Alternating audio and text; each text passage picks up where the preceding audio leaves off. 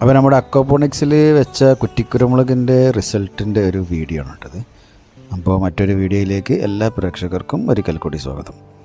അപ്പോൾ അക്വാപോണിക്സിൽ ഞാൻ 1-2 തവണ കാണിച്ചതായിരുന്നു കുറ്റിക്കുരുമുളക് വെച്ച സമയത്തൊക്കെ അതിൻ്റെ തിരിട്ട് വരുന്നതൊക്കെ. ഇതിപ്പോൾ 2-3 വർഷമായിട്ട് നമ്മളെ ഈ ഒരു സൈറ്റിൽ, തിരൂരുള്ള സൈറ്റിൽ ഇത് നല്ല വിജയകരമായിട്ട് ഓടിക്കൊണ്ടിരിക്കുകയാണ്. അപ്പോൾ മണ്ണില്ലാതെ മെറ്റലിലാണ് നമ്മൾ ഈ അക്വാപോണിക്സിൽ നമ്മൾ തൈകൾ വെക്കുക. അപ്പോൾ ഇതിൽ നമ്മൾക്ക് മണ്ണിൽ സാധാരണ കുറ്റിക്കുരുമുളകും മറ്റൊക്കെ വെക്കണ അതിൻ്റെ ഒരു വ്യത്യാസം എന്നുള്ളതെന്ന് വെച്ച് കഴിഞ്ഞാൽ നല്ല ഗ്രോത്താണ്. നല്ല ഗ്രോത്ത് പറഞ്ഞാൽ ഒരുപാട് ബ്രാഞ്ചസ് വന്നിട്ട് ഇഷ്ടം പോലെ കുരുമുളകാണ് സാധാരണ നമ്മൾ ഈ ഒരു ഇതിൽ. ഇപ്പോൾ അതാ ഈ ഒരു വീഡിയോയിൽ നമ്മൾ കാണണ്ടല്ലോ, ഇതിൻ്റെ കുറ്റിയിൽ തന്നെ ഒരുപാട് ബ്രാഞ്ചസാണ് വന്നിട്ടുള്ളത്. അപ്പോൾ എല്ലാത്തിനും നല്ല ഗ്രോത്താണ്, നല്ല റിസൾട്ട്. ഒരുപാട് തിരിയിൽ കഴിഞ്ഞ പ്രാവശ്യമൊക്കെ നല്ല ഇഷ്ടം പോലെ കുരുമുളക് നമുക്ക് പറിക്കാനായിട്ടുണ്ടായിരുന്നു. അപ്പോൾ ഇത്തരത്തിലുള്ള കൃഷികൾ ഒരുപാട് നമ്മൾ കാണിക്കാറുണ്ട്.